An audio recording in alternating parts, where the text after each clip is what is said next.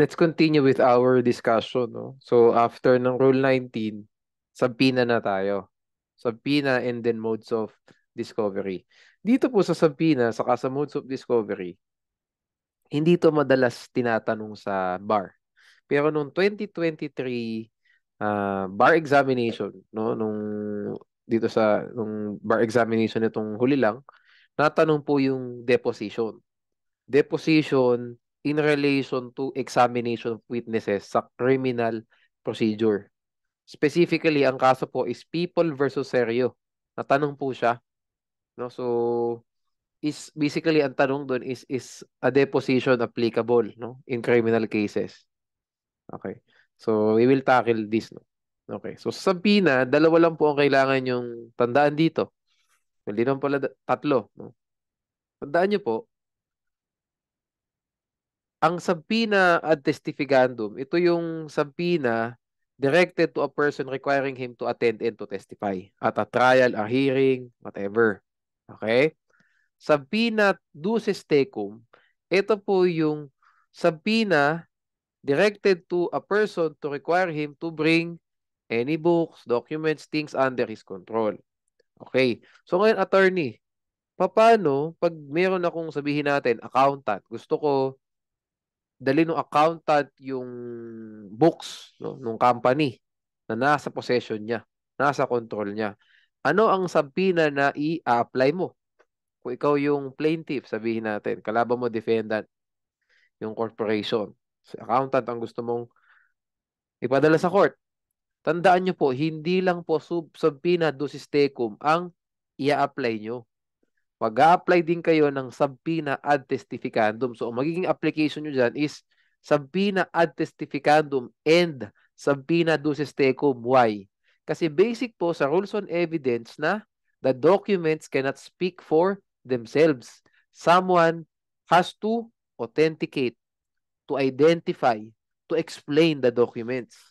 Kaya po dapat, aside from requiring the production of these documents, kailangan may kasama ka ring ad testificandum para yung accountant, siya na ang mag-identify, mag-authenticate kung ano man yung under his control. So pag po may gusto kayong documents na ipapa-produce, no? Ipapa-produce, papa-compel nyo to be produced. Dalawa dapat ang subpoena. Ad testificandum at saka duces tecum. Tandaan nyo po yan, ha? Tandaan nyo po yan. Hindi lang po duces tecum. May ad testificandum din. Okay? Next thing that we have to understand here is ito, yung reasonableness test at saka relevancy test, no? Reasonable description test at saka yung relevancy test ng subpoena. Tandaan po natin, in case of a subpoena ducis tecum, so production of documents to, no? It shall also contain a reasonable description of the books, documents, or things demanded which must appear to the court prima facie relevant. So, what is relevant po? I-follow lang po natin yung principle ng relevancy sa evidence. No? Iba yun yung such a relation to the fact and issue as to induce belief of its existence or non-existence. So, yan yung ano, di ba? That's the meaning of relevant evidence under the rules on evidence. Tama ba ako? Yeah. Such a relation to the fact and issue as to induce belief of its existence or non-existence. Yun nga yun. No? So, yun yung ibig sabihin yan. In short, dapat po ipapaproduce mo na document through a subpoena, dapat relevant siya dun sa issue na tinatakil dun sa kaso. Okay? Kung tax evasion yan, pwedeng yung books kasi relevant. Diba? Aside from that, kailangan may reasonable description kung anong book yung ipapaproduce mo. Hindi pwedeng lahat ng nasa control ng accountant, di ba? You need to specify ano bang fiscal year o ano bang calendar year. Kasi syempre kung sa ganyang tax cases, hindi naman pwedeng lahat na lang ng financial statement niyan ipapaproduce mo. Ang ipapaproduce mo lang yung mga taon na ino-audit mo yung tao. 'Di ba? Kung ano ba yung case na yon. So kung ang kaso is fiscal year 2020 hanggang 2021, dapat yun lang. Hindi pwedeng everything, all in everything na nasa possession niya with respect to that company na inaudit niya. Hindi ganun. 'Di ba? So yan po case-to-case basis po yan, reasonable description na yan at saka relevancy. Kung matatanong man po sa subpoena, kayo na po bahala. Was there a reasonable description of the books? In short, in-specify ba kung ano yung books na ipoproduce? Okay? Pag relevancy, follow the principles of rules on evidence. Okay, quashing a subpoena o the opposite. Hindi reasonable ang description, hindi relevant. Okay? Ano pa? Yun nga, unreasonable and oppressive. Yan yun. Opposite niyan, reasonable description and relevant. Di ba? Okay na to yung or the relevancy. Yun pala, ito palang unreasonable and oppressive, ito pala yung opposite ng reasonable description. O yung relevancy, ito yan, prima facie relevant. Okay? Hayaan na natin tong the rest, no? Just read this. Okay? Ang next po na pwedeng itanong sa inyo yung viatory right of witnesses na nasa section 10, Rule 21. Baka gawin sa inyo, no? Explain the concept of viatory right of witnesses. Ito po yan. Section 10, Rule 21. The provisions of Section 8 and 9, so ano yun? Compelling attendance at saka contempt, di ba? You can compel the attendance of this witness and if he doesn't comply with the subpoena, pwedeng ipa-contempt, so makukulong. Okay, basic yan. The provisions on Sections 8 and Section 9 shall not apply to a witness who resides more than 100 kilometers from his residence to the place where he is to testify. Example, taga Davao, tapos yung kaso nasa RTC Manila, pasok po tayo sa viatory right of witness. Kasi more than 100 kilometers ang distance ng Davao, Manila. Okay? Or, yun po yung first, no? Yun ang first viatory right, no? Yung 100 kilometers, no? Or, to a detention prisoner, if no permission of the court in which the case is pending was obtained. Malamang kasi hindi mo pwedeng pakawalan ng detention prisoner ng basta-basta, di ba? Dapat may directive ng court. Kesyo na granta ng bail, or in this case, kung wala mang bail, no, hindi naman siya nakakawala, nasa loob siya ng kulungan, dapat may permission yung court. So, trial court yan, di ba? Normally. Hingi ka ng permission doon for him to be, to compel his attendance, no? Doon sa court na nag-issue ng subpoena. Okay, yan lang po yung mga kailangan nyo tandaan for subpoena. Computation of period, alam na natin to, no? Exclude the first day, include the last day. Tandaan nyo, kahit po calendar day yung nakasulat dun sa provision, yung pong Sunday, Saturday, at saka po legal holiday, hindi mo pa rin ibibilang. Kahit sinabi dyan, 30 calendar days, kung yung 30th day tumama ng linggo, hindi mo bibilangin yun. Ang 30th day will be considered as the next working day, so Monday. Okay? Kahit po calendar days yung nakasulat dun sa pakitandaan dun sa provision. No pa din. Saturday, Sunday, legal holiday, not counted. Okay? Not counted. Ang ika-count mo, yung next na working day, yun ang considered as the 30th day. Okay? Sige. Kaya po in practice to, pag naging lawyer na kayo, magagala kayo ng konti kung tumama yung last day dun sa Sabado. Kasi may extra days ka pa para makapag-file. So, meron kang free day na Sabado, Linggo to prepare your pleading. Kasi Monday pa yung deadline yan. Ilalagay mo rin yan sa pleading mo. Timeliness of the petition o timeliness of the filing of the petition. Nakasulat doon, you have to explain why you timely filed the petition. Since the 30th day falls on a Saturday, di ba? The next working day, which is on X date, shall be the last day of the filing of the petition. Thus, this petition was timely filed. Something like that. Ilalagay nyo yan sa sa pleading nyo. Timeliness of the petition ang pangalan ng chapter na yan ng pleading. Okay, timeliness of the filing of the petition. Okay, sige, next tayo. Sa depositions na Kung matatanong man tayo sa bar about mode of discovery, pwedeng dito talaga. Kasi mas nagiging applicable na nowadays ang deposition eh. Especially kung malaki yung kliyente, may pampa-deposition. Na-avail na to, no? Okay, so how do we avail of a deposition? No? Pwede ba mag-depose na lang agad? No. There must be a motion filed by the party who wants to take a deposition. The motion is ex parte. No? So hindi po kailangan ng full-blown hearing for this one. Okay? This is a non-litigious motion. since the motion will be heard ex parte. Okay?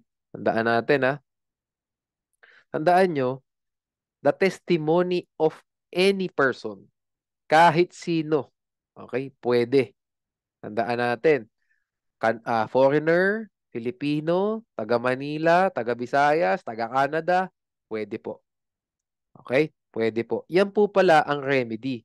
In this case po, di ba kung mababasa nyo sa viatory right of witness, hindi po makukumpel ng sampina ang isang tao who resides more than 100 kilometers from his residence to the place where he will testify. Hindi ka pwede magpasampina. What's your remedy? Mag-deposition ka close to where he resides. Wala na siyang reason ngayon. Kasi hindi na more than 100 kilometers. Sabihin natin, taga-Canada, Toronto. Pwede doon ka sa Toronto deposition. Makukumpel mo na siya through a subpoena. Yan po yung nakasulat sa Section 1. Ayan o. The attendance of witnesses may be compelled by the use of a subpoena as provided in Rule 21. Kasi wala ka ng reason not to attend. Kasi inilapit na nga sa'yo through a deposition. So, yan po yung unang application ng deposition, no? Kapag yung malayo talaga ang tinitiran ng witness dun sa place of hearing, deposition tayo sa malapit. Okay? O, next, no?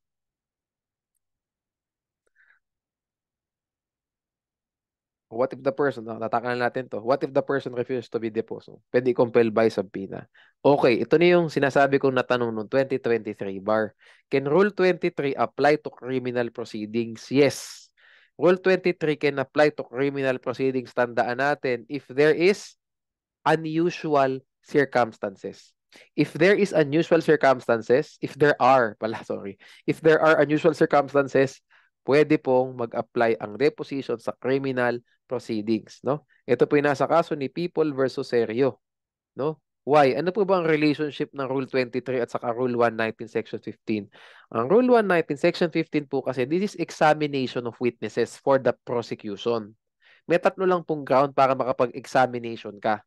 Tatlo lang, no? Examination po is also an examination of witness outside the court. Outside the court where the case is pending. Ay, hindi pala. Before the court where the case is pending, i-conditionally examine mo na siya. So, ang mangyayari po dito, hindi pa man trial, pwede ka nang magpa-examine. Okay? Conditionally examined before the court where the case is pending. Mangyayari po before trial. Yan po yung examination of witnesses. Ang deposition naman po, out of court. Yun pala ibig ko sabihin. No? Hindi po yung korte na yun ang magde-depose, no? Anyways, no? Section 15 Rule 119 provides that when it satisfactorily appears that a witness for the prosecution is too sick or infirm to appear at the trial, sabihin natin paralyzed, no? Hirap maglakad, or has to leave the Philippines with no definite date of returning. So, hindi lang po siya OFW. Immigrant na po siya ng ibang bansa. Kasi pag OFW, babalik. Di ba? Pag natapos ang kontrata. Pag immigrant ka na, wala nang balikan yan. Kasi green card na yun eh. Later on, citizen na yan. So, yun normally ang application niyang has to leave the Philippines with no definite date of returning, no? He may forthwith be conditionally examined before the court where the case is pending. So, yun po yung pagkakaiba. Ang deposition, pwede mo i-conduct abroad. At hindi po may grounds na too sick, too infirm, has to leave the Philippines. Wala. Ang nakalagay nga sa Section 1, Rule 23, any person nga eh. Di ba? Ang lupit. Any person, healthy ka man o hindi, aalis ka man ng Pilipinas o hindi, pwede kang mag-depose. No? Yun po ang relationship nila. So, ang deposition po, mas malawak ang scope, no? Mas malawak ang scope niya mas malawak ang coverage, no? Any person eh, than Rule 119, Section 15. So ngayon, will it apply to criminal proceedings? Yes. If there are unusual circumstances surrounding the case. Just like itong sa kaso na to ni People versus Serio, no? Si Mary Jane Veloso. Si Mary Jane kasi, nakakulong siya sa ibang bansa. Hindi siya may sakit, hindi siya infirm, hindi rin siya she has to leave the Philippines with no definite date of returning. Hindi siya applicable doon kasi nga, she is already outside of the Philippines. At nakakulong sa doon. Di ba? So, hindi siya has to leave. She already left. And she is now imprisoned abroad. Pwede ka ba mag-depose? Yes. Pwede. No? Unusual circumstances, we apply Rule 23 suppletorily in the interest of substantial justice and fairness. Okay? Yan po. Just read it na lang, no? Okay. Scope of examination, basta relevant lang din. So, what's relevant? What's the meaning of relevant sa rules on evidence, no? Okay. Ito ang important dito. Use of depositions, no? So, ano yan, ha? Tatlo. Pero nanganak, no? Okay. So, basic muna tayo. Pag ba dinepose mo ang isang tao, hindi mo na ba siya kailangang i-present as witness during trial? The answer is no. No? Pag dinepose mo ang isang tao, kailangan mag-testify pa din siya in court. Pag hindi siya nag-testify in court, inadmissible yung deposition. Subject to the exceptions as provided under Section 4, Rule 23. Tandaan niyo na, as a general rule, ang deponent kailangan mag-testify din in court. Kung hindi nag-testify, inadmissible po in evidence yung deposition na ginawa. Exceptions 1, 2, 3 nitong Section 4, Rule 23. Kahit na hindi mag-appear in court, admissible in evidence yung deposition natin. Ayan, no? So, isa-isahin po natin, no? Yan. As a rule, the deposition cannot be admitted in evidence unless the deponent was also called as a witness during trial. The exceptions are the limited instances in Section 4, Rule 23. The depositions may be used without the deponent being actually called to the witness stand by the proponent. Okay. Examples, no? Una muna tayo, di ba? Any deposition may be used by any party for the purpose of contradicting or impeaching the testimony of the deponent as a witness. This paragraph, no, paragraph A, this is limited to contradiction or impeachment. Ano po example? Mr. A was deposed by the defendant. Later, the defendant introduced Mr. A as a witness. Can the plaintiff use the deposition of Mr. A to contradict or impeach his testimony as a witness of the defendant? Yes. No? And yun lang po ang purpose. Hindi po for the purpose of direct examination, yung gagawin dyan. Ay, hindi pala. Hindi siya for the purpose of presenting the deponent as a witness. Hindi po. You're only presenting the deposition to contradict yung testimony ng defendant during trial. Ayun. Yes, the plaintiff can use Mr. A's deposition to contradict or impeach his testimony as a witness of the defendant. Okay? Pangontra lang po. Hindi po ito actually yung normal na feel ko matatanong sa inyo kung matatanong naman kayo sa Rule 23. Ang tanong po talaga dito yung paragraph C. Yun talaga yung magandang itanong dyan, no? Pero tackle muna natin lahat. Okay? Next tayo, paragraph B. The deposition of a party or anyone who at the time of taking of the deposition was an officer, director, managing agent of a corporation, partnership, association, which is a party, may be used by the adverse party for any purpose. So ano po ibig sabihin nito? The party to the suit is the corporation, not the officer or director of the corporation. The officer or director of the corporation was a deponent. Okay? Deponent po siya. And later, a witness during trial. This instance is not limited to contradiction or impeachment. Okay? Hindi po. No? Actually, tanggal natin later a witness. Basta a deponent na lang. Sabi po sa paragraph B, for any purpose. No? So, hindi lang po pang contradiction. Pwede rin talagang gamitin na ebidensya ito nung tao, nung party. No? Hindi lang po limited sa contradiction. Okay? Bigyan natin ng example, no, para ma-illustrate natin. An action was filed by ABC Corporation against DEF Corporation. Mr. A is a director of ABC Corporation.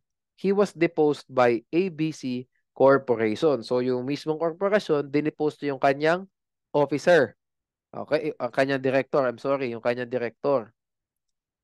Yeah. Okay? The deposition damaged ABC's corporations, ABC Corporation's chances in prevailing in the suit. No? Because Mr. A testified that ABC Corporation had no cause of action against DEF Corporation. Can DEF Incorporation include the deposition of Mr. A as its evidence? Hindi po for contradiction, ha? Hindi. Talagang evidence na mismo ni DEF. Ito'y sinabi ng director mo na wala kayong cause of action. I will present this as my exhibit. O, di ba? Documentary, exhibit ko yan. Ebidensya ko yan. O, di ba? Yes. DEF Corporation can include the deposition of A as its evidence. Kasi ano po nakasulat? For any purpose. Okay? For any purpose. Okay? Sige. Last, no? Dito tayo sa pinakagusto kong itakel, no? So, sabi po sa Section 4C, Rule 23, Section 4C, Rule 23, ito po yun, no? The deposition of a witness, whether or not a party, may be used by any party for any purpose if the court finds that the witness is dead. The witness resides at a distance more than 100 kilometers from the place of trial or hearing, out of the Philippines, unless it appears that his absence was procured by the party offering the deposition. Ibig po sabihin nito, pinatakas talaga yung tao. Okay? Pinatakas talaga para deposition na lang gagamitin. Hindi na mag-witness, hindi na magte-testify. Mali yun. Okay? Pag po ganun, hindi applicable yung exception. So, dapat naging witness pa rin siya during trial. Hindi siya naging witness during trial, inadmissible yung deposition. Okay? Kasi his absence from the Philippines was procured by the party offering the deposition. The deposition will be inadmissible kasi hindi mo na i-present sa trial yung deponent as witness. Kasi you procured his absence. No? Next, that the witness is unable to attend or testify because of age, sickness, infirmity, or imprisonment. That the party offering the deposition has been unable to procure the attendance of the witness by subpoena. Okay na itong last, mahaba. In the interest of justice na lang yan. Okay. Ano ang normally matatakel dito? No? 1, 2, 3. Dito yan. No? Specifically yung number 2. I'll explain why. Punta tayo sa examples. Ayan. The deposition of a 100-year-old man who cannot walk is admissible in evidence without him taking the witness stand because he cannot attend the hearing due to his age and infirmity. The depositions of Americans residing in the USA are admissible in evidence without them taking the witness stand because they reside at a distance more than 100 kilometers from the place of the hearing. Okay? And is out of the Philippines. And are out dapat. The deposition of a Filipino who is imprisoned abroad is admissible in evidence without him taking the witness stand because he cannot attend the hearing due to his imprisonment. Parang si People versus Seryo, no? This is what I want to highlight, itong second example. Di ba? Sabi natin sa subpoena, may violatory right of a witness. Sabihin natin, taga-Canada yung magiging witness. Hindi ka pwedeng magpasubpoena. Di ba? Kasi pwede ka magpasubpoena, but you cannot compel the person to attend the hearing kasi nga, more than 100 kilometers ang distance from the place of trial, place of hearing. What's your remedy? You file a motion to take deposition of this person. So, kaya magde-depose po sa abroad, sa Canada. Okay, sabi, granted. Nag-depose doon, nag-deposition doon, na-depose siya, nakuha na ngayon yung deposition niya. Later on, nagkaroon ng trial, nagkaroon ng presentation of evidence na. Pwede po ba nating i-present yung deposition without him being present during trial? Yes. No? Why? Kasi he resides more than 100 kilometers from the place of trial and out of the Philippines. Either way, pwede mo naman sabihin eh. Sabihin natin, malapit Indonesia. Nakatira sa Indonesia yung deponent. Tapos ang hearing sa Sulu. I'm not sure, pero baka hindi ganun kalayo. Basta yung karatig bansa natin, no? Walang 100 kilometers yung distance, sabihin natin. Pwede po ba natin gamitin tong Section 4, Paragraph C? Yes. Kasi po ang sabi rito sa Section 4, Paragraph C, hindi naman end eh. Nakalagay dyan, 100 kilometers or out of the Philippines. So either way, kung malapit man yung bansa sa Philippines, less than 100 kilometers, pero since out of the Philippines siya, pwede mong gamitin without him being present as a witness during trial. Or, pwede rin naman more than 100 kilometers, no? Manila, Cebu. Manila, Davao, ganyan, pwede. Manila, Palawan, pwede. Kasi more than 100 kilometers, no? Okay, I hope you get the point, no? So, ito po ang very applicable talaga. Kasi ganun ang style. Hindi ka pwede magpasabpina, apply ka, motion, apply to lay. Motion ka for deposit, for the taking of the deposition. O deposition kayo sa Canada.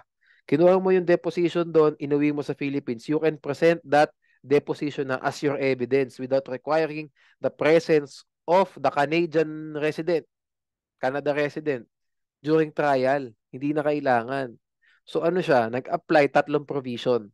Tatlong provision ang i-correlate natin.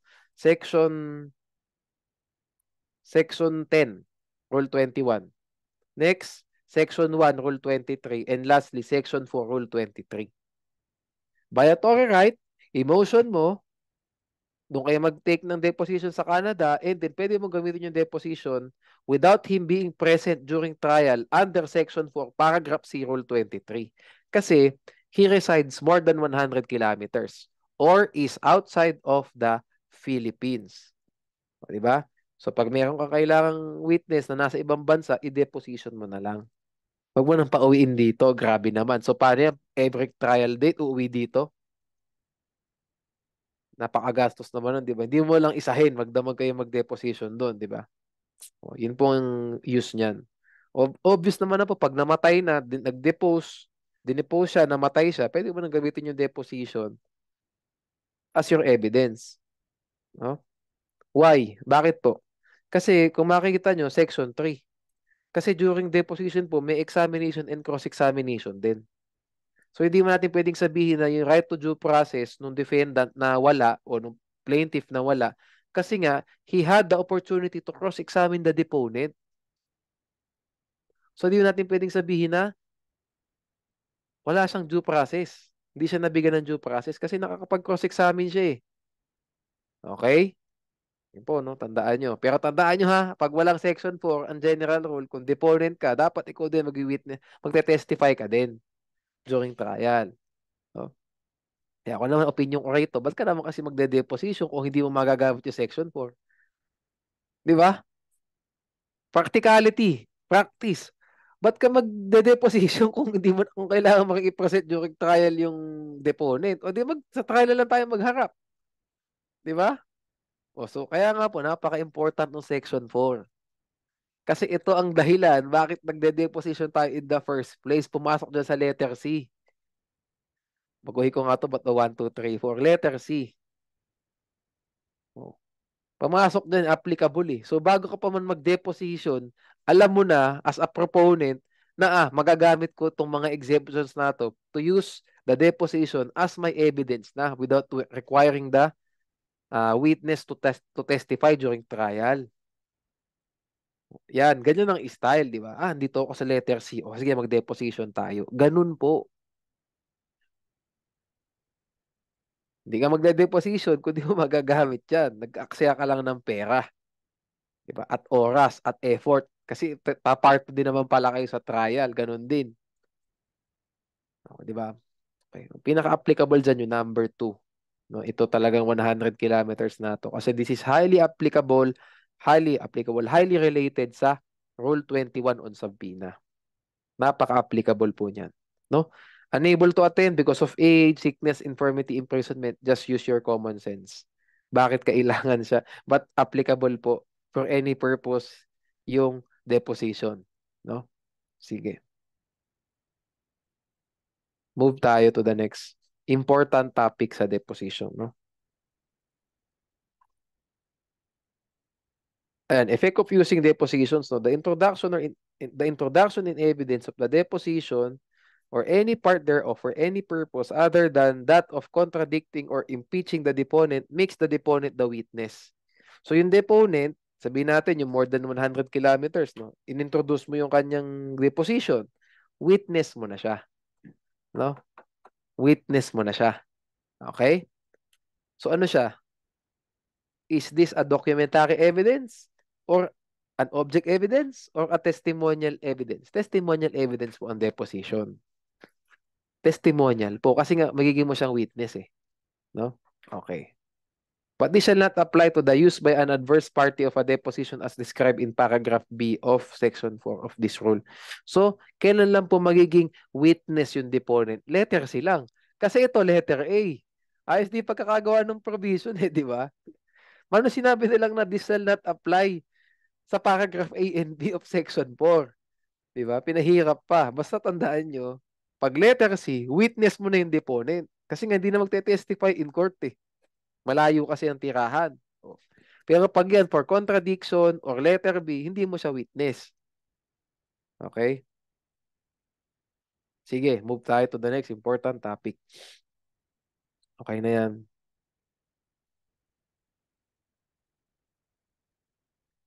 Hindi, ang next important topic nito pala, nandito na sa rule. Ito, rule 25. Meron po kasing two types of deposition. Deposition by oral examination at saka deposition by written interrogatories. Yung pong pangalawang type, ano po ang pinagkaiba nun sa interrogatories to parties? Di ba isa, deposition, to written interrogatories at saka interrogatories to parties under Rule 25. Parehong may interrogatories no, na concept. Ano po pinagkaiba nila? Ito po. Yan. Deposition by written interrogatories, the person who will be deposed may be a party to the suit or a third party. Any person. Kasi nga, nakalagay sa section 1, di ba, rule 23. Any person, pwede mong i-depose. So, pag deposition by written interrogatories, hindi po limited sa party to the case. Hindi po si defendant, hindi po si plaintiff, okay lang. Ang interrogatories to parties po, the person who will be asked, tandaan nyo hindi deposed. Ang deposition, deposed ang verb natin. The person who will be asked is a party to the suit. What's our basis? Section 1, no? Of Rule 25. Upon ex parte motion, any party desiring to elicit material and relevant facts from any adverse parties. Kailangan party. Okay? Tatanungin mo yung kalaban mo about a relevant and material fact. Okay? Ganun po ang style. Sa deposition, anyone. Okay? Any person. Next, the written interrogatories will be filed to an officer. Who is this officer? Ito yung deposition officer. This is the officer that will conduct the deposition. Hindi po yung judge, no? Hindi po si trial court judge ang magko-conduct ng deposition. Okay. The officer will then take the responses of the deponent and will make the record. Basically, minutes ng mga sagot. On the other hand, sa Rule 25, interrogatories to parties, the interrogatories will not be filed to an officer. The other party must answer the interrogatories after it was served to him. Okay? Sa deposition po kasi, by written interrogatories, ibibigay mo yung mga tanong mo doon sa officer. Yung officer ang bahalang magsabi ng tanong doon sa deponent. Ito ang tanong ni Juan de la Cruz, sagutin mo. Bla bla bla bla bla. Ganon. Sa interrogatories to parties po, direct tsahan. Direct. Bibigay ko sa'yo, isa-serve ko sa'yo, sumagot ka sa akin. Ganon. Okay? Lastly, a party desiring to take the deposition of any person, no? May apat po. Yung proponent, papile siya ng direct interrogatories niya. Yung kalaban niya, magpapile ng cross-interrogatories. So basically, yung examination, cross-examination. Next, magkakaroon po ng redirect interrogatories. Yung proponent ulit. O lastly, magkakaroon po ng recross interrogatories yung ating kalaban. So maraming balikan. Tandaan po natin, ang interrogatories to parties, no party may, without leave of court, serve more than one set of interrogatories to be answered by the same party. Isang ganun lang, saka isang ganun lang. Okay? Hindi ito nabalitaktakan sa deposition by written interrogatories kasi basically parang trial nga eh. Direct, cross, redirect, recross. Pero may nakadugtong na interrogatories.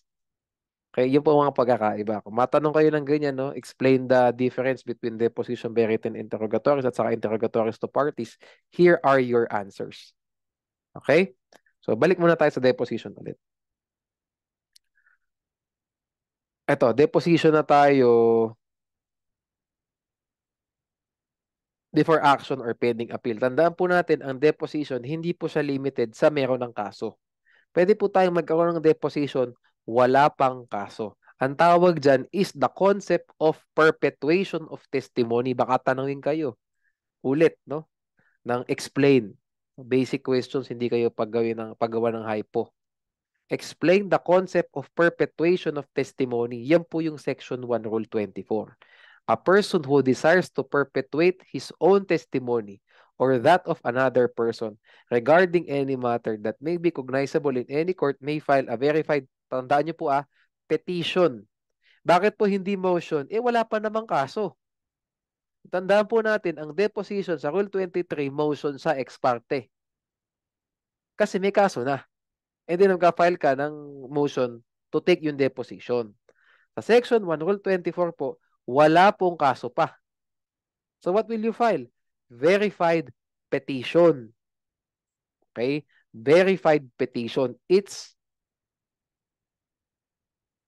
an action, di ba? Initiatory pleading. It's an initiatory pleading. No? In the court of the place or of the residence of any expected adverse party. Anyway, hindi po ito ma-apply in real life kasi nga syempre, ang Pinoy, saka na lang po tayo magbalitaktakan, mag-ano ng witness pag may kaso na. Pero pwede rin naman gawin, no? Theoretically speaking, na wala pang kaso, perpetuate ka na ng testimony. Whether you or another person. Okay? Section 1, Rule 24 po. Let's move to Rule 25 again. No? So, ex parte motion po ulit ang interrogatories to parties, no? So that means it's a non-litigious motion, no? Hindi na kailangan litigious kasi nga the courts, no, encourage the parties to use modes of discovery. Why? Kasi mas dadali po ang disposition of cases. Kung hindi na court ang lahat mag-handle ng pagkuha ng evidence, no, ng mga direct, irredirect, cross, recross, hindi na po sila, mas bibilis. Di ba? Mas bibilis ang disposition of case. Kaya, ex parte motion yan. Ex parte rin po ang deposition para go ahead tayo agad. Di ba? Non-litigious motion. Okay? Okay na tayo dyan. So, nag-interrogatories to party, no? You elicit from the other party a material and relevant fact. Okay? Magtatanong ka basically, no? Ano mga tanong mo? Where were you at this point of time? Yan. At this date, mga ganyan na mga tanungan. Dapat relevant dapat, no? So dapat relevant siya to the fact and issue. You need to lay the foundation why your question is relevant, no, to the fact in issue. Rules and evidence na naman, no? Medyo tumatalon na tayo. So, it has to be relevant. So, bakit ka andito nung panahon na to, and so on and so forth. Sabihin natin ang kaso is action for damages, no? Ganun. You want to lay the foundation na andun siya nung nakomit yung incident leading to damages, no? Yun. Okay. So, answer to interrogatories. Merong 15 days etong adverse party to answer yung interrogatories to parties na isinerve nung kabilang party. Okay? Mag-answer siya within 15 days from service. Tandaan nyo po nakasulat a calendar. Wag niyo pong pagbulimahay. Wag po kayo mag-alala kahit calendar nakasulat dyan. Pag tumama na Sabado o Linggo yan, o legal holiday, the next day yung 15th day. As provided under Rule 20, okay lang. Baka mamali ako ng number na sinabi. Rule 22. Yes, Rule 22, Section 1. Okay? Sige. Let's move to the next important section here. Ngayon, kung ayaw mong sagutin yung ini-elicit nung party. Kasi feel mo hindi relevant. Why are you asking this? This is an irrelevant question, sabi. You do this. Okay? Within 10 calendar days after service, meron kang 15 days to answer the interrogatories. You also have 10 calendar days to object para hindi mo kailangan sagutin. Ang remedy mo, ang gusto mo mangyari dito, you strike the question from the record.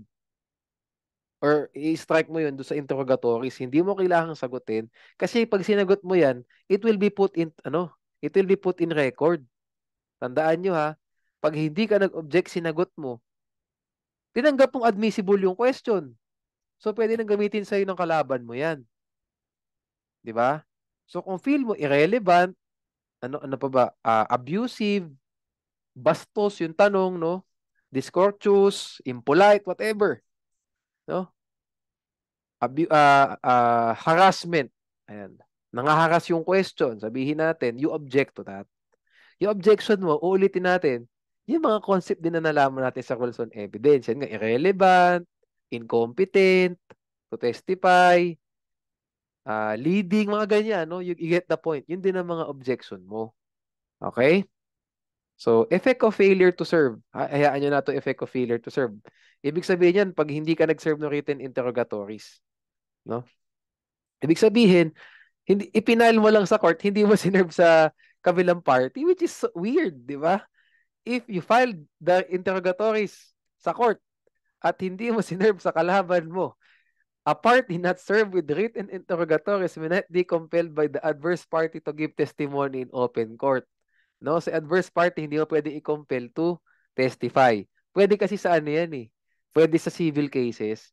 Yung pong right, well, yung right against self-incrimination naman kasi, it's only limited to if you will be incriminated for a criminal act. Kung hindi naman ini-illicit mo, hindi naman criminal act from the other party, pwede mo i-compel. Di ba? O yun po yung right against self-incrimination, di ba? It can cover any type of action. Pwedeng, any type of case. Pwedeng admin case, pwedeng civil case, pwedeng criminal case, pwede lahat. Pero dapat, that question must incriminate him for a criminal act. Pag hindi, pwede mo i-compel. Diba? Yan pala ibig niya sabihin. Now, if you filed itong written interrogatory sa court, hindi mo sinerve sa kalaban mong party, you cannot compel the other party to testify in court anymore with regard to the topics, the questions in the written interrogatories. Okay? Actually, hindi na pala with regard to that. To give testimony, anything. Okay? Any testimony, hindi mo na pwede i-compel yung adverse party to give in court. Hindi na pwede. No? Okay. Okay, let's move to admission by adverse party. No? Ito, hindi to madalas ginagawa. Kasi sa mismong pre-trial brief po natin, no? Bago magkaroon ng pre-trial, nagkaaroon na po ng proposals for stipulations of fact kasi. So essentially, request for admission yun. You admit that blah blah blah. No? O I propose that this must be admitted. Ganon, something like that. Nasa pre-trial brief na po yun mismo. That's why hindi po ito madalas nagagamit. Pero in theory, pwede pa rin naman pong gamitin. No? At saka meron kasi magandang effect if the other party failed to respond, no, to the request for admission. So let's tackle this one. No? At any time after issues have been joined, a party may file and serve upon any other party a written request for the admission by the latter of what? Unang-una, genuineness of any document, material relevant document, or the truth of any material and relevant matter. So focus na lang po tayo sa the truth of any material and relevant matter. Kasi mas general yung scope niya, no? Request or of the truth, no, of any material and relevant matter.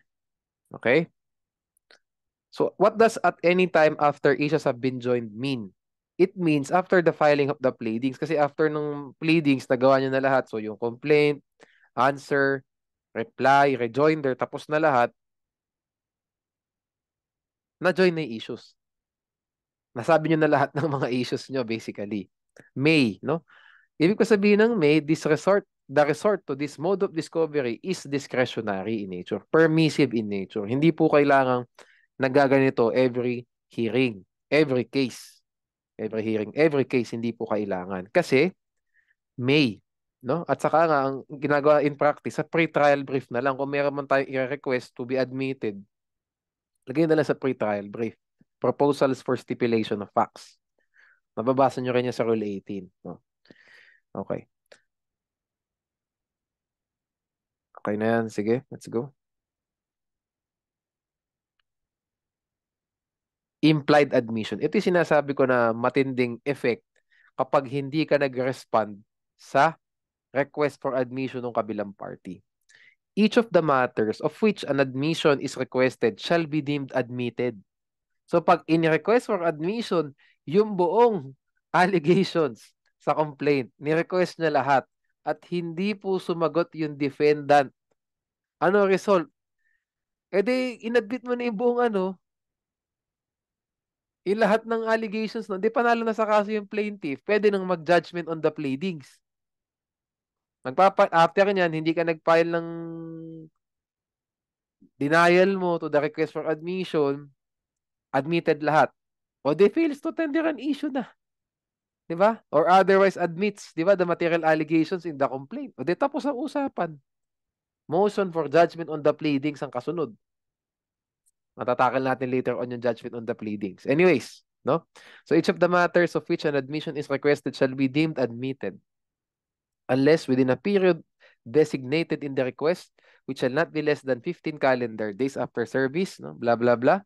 The party to whom the request is directed files and serves upon the party requesting the admission a sworn statement denying specifically the matters of which or setting forth the details, the reason why he cannot truthfully either admit or deny those matters. Okay, so pag sinabi mong file, you file it in court. When you say serve, you serve it to the other party. So, kailangan mag-file and serve ka. Kasi po, yung request for admission, if file mo yan sa court, and isa-serve mo sa adverse party. So, kailangan magka-file ka talaga sa court, no? Okay. Objections to any request for admission shall be submitted to the court by the party within the period, so 15 calendar days at least, no?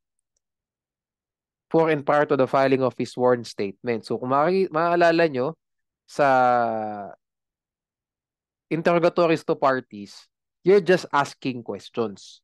And mas maiksi po yung filing ng objections 10 days lang compared sa answer 15 days. Meanwhile, a request for admission po, you're not just asking questions. You're already requesting for something to be admitted. Question din yan, syempre. Admit mo ba o hindi, basically. Okay, yun po ang pagkakaiba. Interrogatories to parties, any question. Okay? Sige. Tapos isa pa nga, dun sa 10 days ang objection, 'di ba? Saka 15 days yung answer to interrogatories. Ang objection po sa request for admission, same time po within the period. So kung 15 calendar days yung filing ng sworn statement, 15 calendar days din yung time to file the objections and serve the objections. Okay? Sige. Effect of admission. Okay. Sige, okay na yan.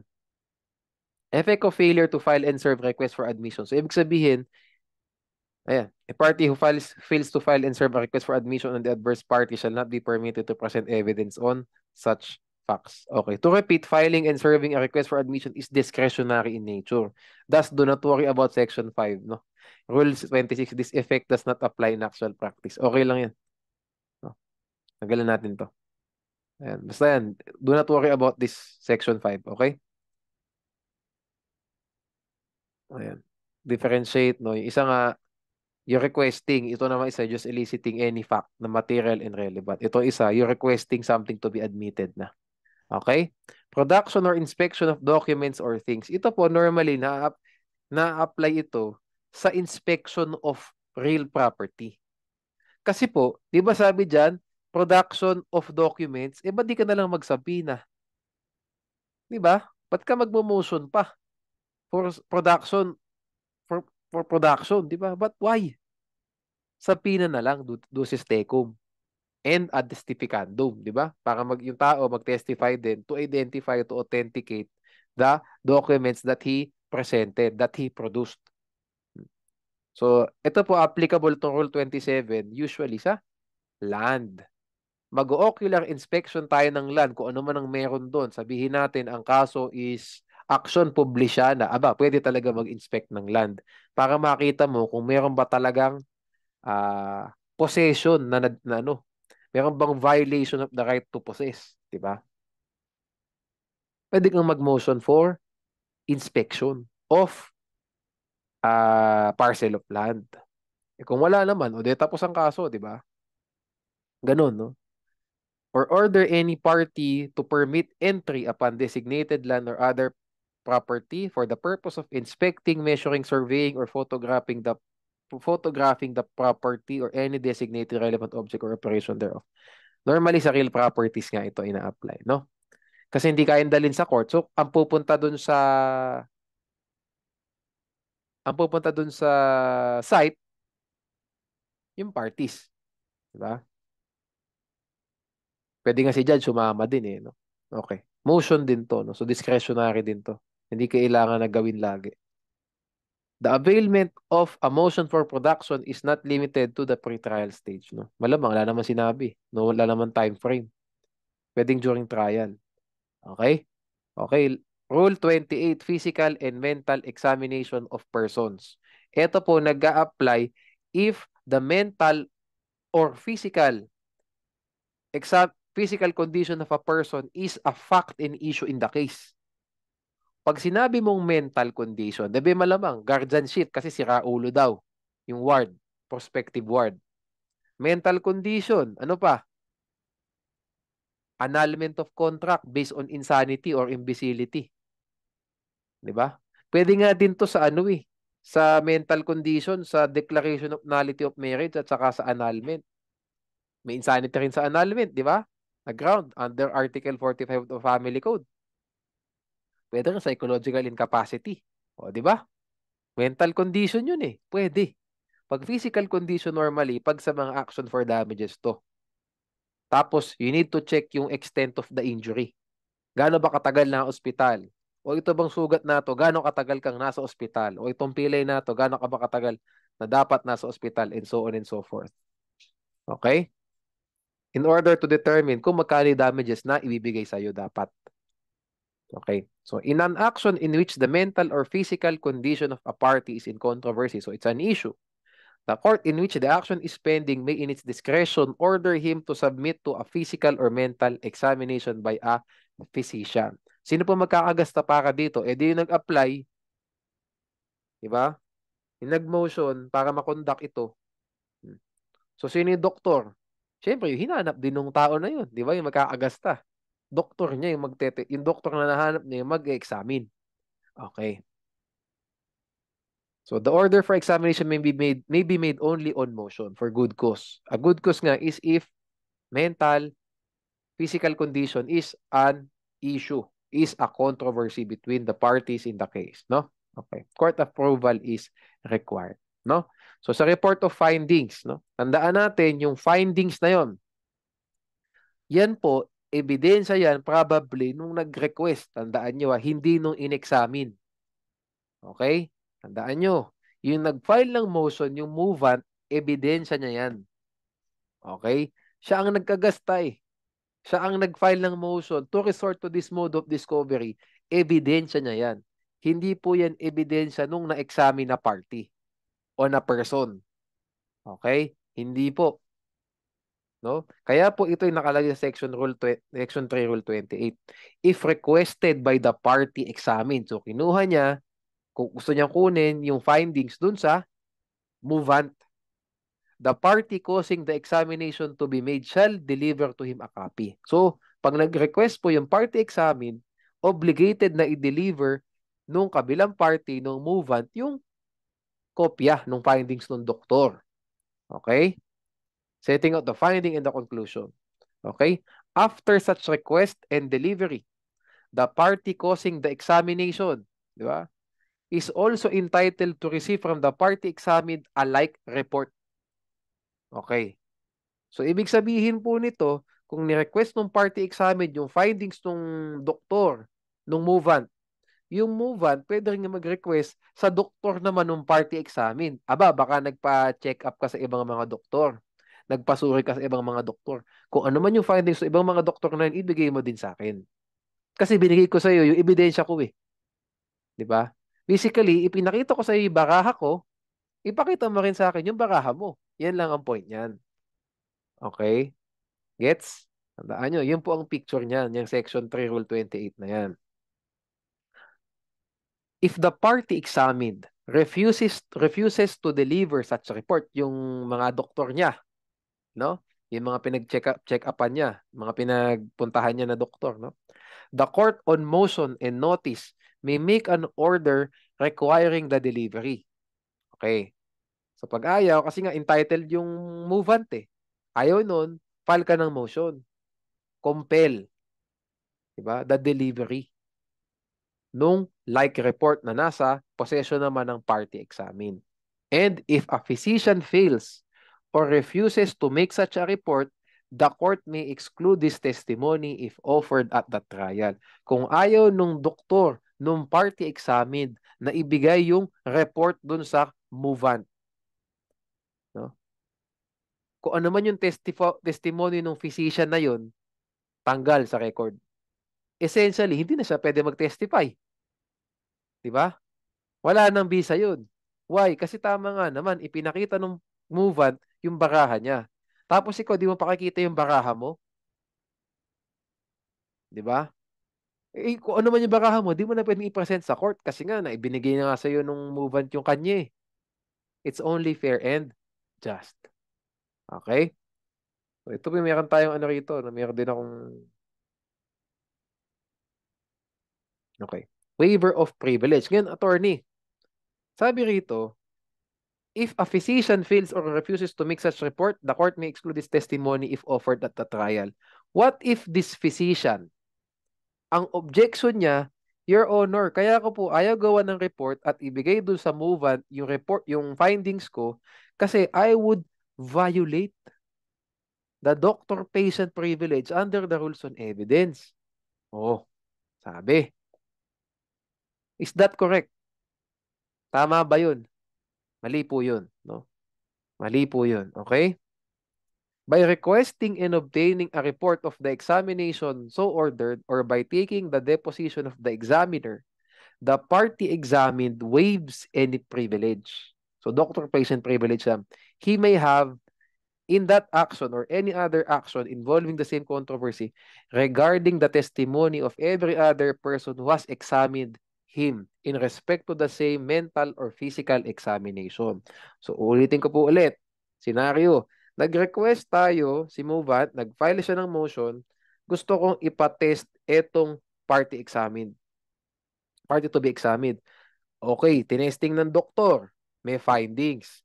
Yung findings na yun, baraha yun ng movant. Hindi po siya compelled na ibigay doon sa party examined. Hindi. Magigilan po siyang compelled pag hiningi ng party examined. So yung party examined, kung ayaw niyang makita ng movant agad, yung mga findings naman ng doktor niya, huwag niyang i-request yung findings ng doktor na nag-examine ngayon. Huwag kayong mag-reveal ng baraha, basically. I will not show my cards. I will not request your cards from you. Kanya-kanya tayo ng ebidensya. Pag nag-request ako, dapat ibigay ko din yung mga baraha ko. Yan yung ibig sabihin ng rule, no? Ng Rule 28. O ngayon, pag yung doktor ko ayaw gumawa ng report, hindi na pwede maging test, hindi na pwede maging witness yan. Which is tama kasi ni-reveal ng kabilang party yung baraha niya. Yet yung akin, ayaw kong i-reveal o ayaw i-reveal ng doktor ko yung baraha ko. Eh, hindi na tayo pwede mag-present. Kung ano man yung finding ng doktor na yun, ng movant, yun ang pwedeng i-present sa court. Okay? O ngayon, paano pag yung doktor, ayan, tatahin natin. Sinabi ng doktor, Your Honor, kaya po ayaw kong gawa ng report kasi ayaw kong i-violate yung doctor-patient privilege ko with respect to the party examined. Ito po yung mga doktor ng party examined, no? Yung kanyang baraha naman. Tama ba yung contention na yun? No. Because of Section 4, Rule 28. Since the party examined requested the report of the doctor of the movant, the party examined waived yon his doctor-patient privilege with respect to his own doctors. Okay? Wala na po. So kung ayaw mong ma-waive yung doctor-patient privilege mo with your doctors, wag mong i-request yung findings nung doktor nung kabila. Kahit na ikaw yung pasyente. Hindi pala pasyente. Kahit na ikaw yung sinuri. Ikaw man yung sinuri nung doktor nung movant, wag mong i-request. Kasi ebidensya yun nung movant. Yun lang yan. Okay? Sana po malinaw. No? Okay. Just read this example po. No? Wala pong, Mr. A objected on the ground that these physicians are covered with the doctor-patient privilege. That's wrong. Hindi po siya covered na. Waived na ang privilege. If you do not want it to be waived, do not request at all. Okay. Lastly, no? Rule 29, refusal to comply with modes of discovery. Ito lang po yung mga gusto kong i-annotate dito. No? May tatlo pong senaryo. If the deponent refuses to answer a question during the deposition, what's the remedy? The proponent can apply to the proper court for an order to compel him to answer that question. That's your initial remedy. Tandaan niyo po ha, si deponent nasa deposition. Ayaw lang niyang sagutin yung isang tanong. Next scenario. If after the service of the court order compelling the deponent to answer that question, and he still refused to answer that question, the court may issue an order striking out pleadings or any parts thereof, staying further proceedings, dismissing the action, rendering a judgment by default, and so on and so forth. So, pag halimbawa, ayaw mo sumagot, ano remedy? Apply ka ng order sa court to compel him to answer that question. So, tingnan nyo kung relevant ba yan, competent, and so on. Kapag relevant, okay siya, admissible talaga siya, sagutin mo, sabi ng court. Pag hindi sinagot, at saka ka palang pwede magpa-strike out. So basically, may dalawang chances to answer yung deponent. Nung una, initial. Kapag ayaw mo sumagot, mag-a-apply ng order yung proponent. Pwede kang sumagot na noon ulit. Another chance mo. Pag hindi ka pa rin sumagot, pwedeng ma-dismiss yung kaso. Ma-strike out yung pleading. So yung punishment, pag sa pangalawang pagkakataon, hindi ka pa rin sumagot. Okay? Third scenario. If the deponent not only refused to answer a question, but also refused to be deposed. Tandaan nyo ang pagkakaiba ng 1, 2, at saka 3, 1 and 2, answer lang to a question. But he was present during the deposition. Yung pangatlong scenario, wala talaga siya sa deposition. Refusal. Okay? If the deponent refuses to be deposed, the court can now strike out all or any part of any pleading. Okay? Tandaan nyo. Okay? So, pag answer lang ang ayaw sagutin pero nasa deposition, may dalawa kang chances. Yung una, nung tinanong ka, ayaw mo sumagot, nagkaroon ng order, pwede kang sumagot na nun. Pag ayaw mo pa rin sumagot, pwedeng ma-dismiss yung kaso. Pero pag ayaw mo talagang magpa-depose, no ka talaga, kahit anong question, ayaw mong sagutin, basically. Agad-agad, pwede nang i-dismiss ang kaso. Agad-agad, pwede nang i-strike out ang pleading. Okay? Yun po yung mga scenarios dito. Tandaan niyo po yan, ha? Sige. Okay. Other consequences, no? So, ito po yan. Ito yun nga yung una, no? If the party refuses to obey an order made under Section 1 of this rule, yun nga yung sa deposition. Tandaan nyo, hindi lang refuses to answer, but refuses to obey an order compelling him to answer a question. But he was present during the deposition. Okay? Yan po yan. Requiring him to answer designated questions or an order under Rule 27 to produce any document, no? For inspection ng land or to permit entry. May order na, nag-motion, may order na i-produce mo yung document o may order na papasukin mo kami sa lupa mo, ayaw mo pa din. Or an order made under Rule 28 requiring him to submit to a physical or mental examination. Nire-require ka na ng court to be examined. Ayaw mo magpa-examine. Yan yung mga scenarios dito. The court may make such orders in regard to the refusal as are just and among others the following. Una, lang ulit. Compel. No? An order that the matters regarding which the questions were asked or the character or description of the thing or land or the contents of the paper or the physical or mental condition of the party or any designated fact shall be taken. No? Shall be taken to be established. So, another order ulit na to take it. Oh, okay? Basic lang yan. No? Medyo mild. Take lang ulit natin, no? Kahit na nag-refuse na siya. Okay? Next. An order refusing to allow the disobedient to support or oppose designated claims or defenses medyo mas malalim na. Kasi ayaw mo talagang sumagot, hindi ka na pwedeng mag-oppose o suportahan yung mga claims or defenses mo. Hindi na pwede. Mas matindi ulit. An order striking out pleadings na. Staying further proceedings or dismissing the action. Ito na yung pinakamatindi. Ayaw mo sumagot ha. Kahit may order na, dismiss natin yung kaso. Ayaw mo magpapasok sa lupa mo kahit na may order na, dismiss natin yung kaso. Ayaw mo magpa-examine sa doktor, may order na, dismiss natin yung kaso. Pwede po yan. Ito yung pinakamatindi. Discretion po ng court. Nakalagay naman dyan kasi, the court may make such orders as are just. Bahala po ang court kung ano gusto niyan. Pwedeng mag-compel lang ulit to take it. Pwedeng i-refuse niya lang to support or oppose yung defense o yung claim. Or pwedeng para matapos na, dismiss na natin yung kaso. Okay? Ito isa pang bar question, yung fourth one. Pag ba physical or mental examination, ayaw mag-submit, pwede mo bang i-compel yung i-aresto yung tao to be examined?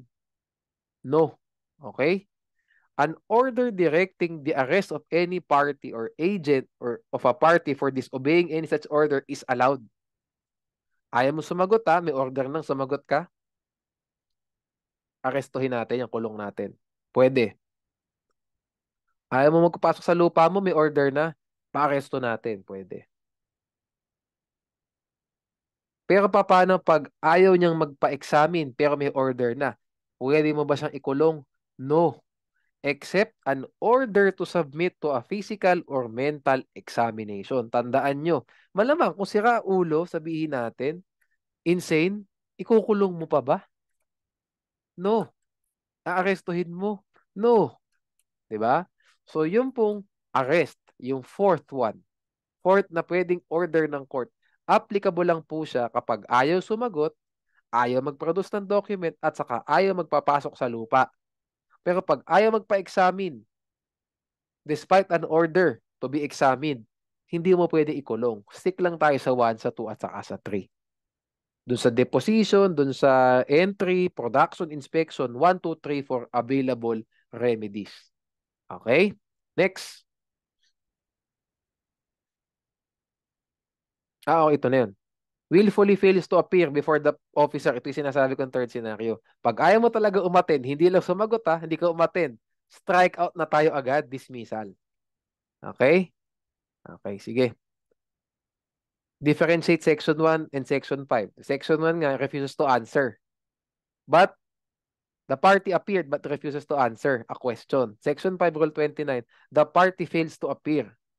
Okay? So Section 1, Rule 29, the first remedy is apply to compel the answer. Apply to compel to answer. If he still fails to answer despite, apply for an order. If he still fails to answer despite the order, strike under Section 5, Rule 29. Sa Section 5, Rule 29, strike out na agad pwede. Okay? That ends our discussion for subpoena and modes of discovery. Sa next nating topic, doon na tayo sa judgment on the pleadings, demurrer, trial, and so on. Okay? See you guys sa next video.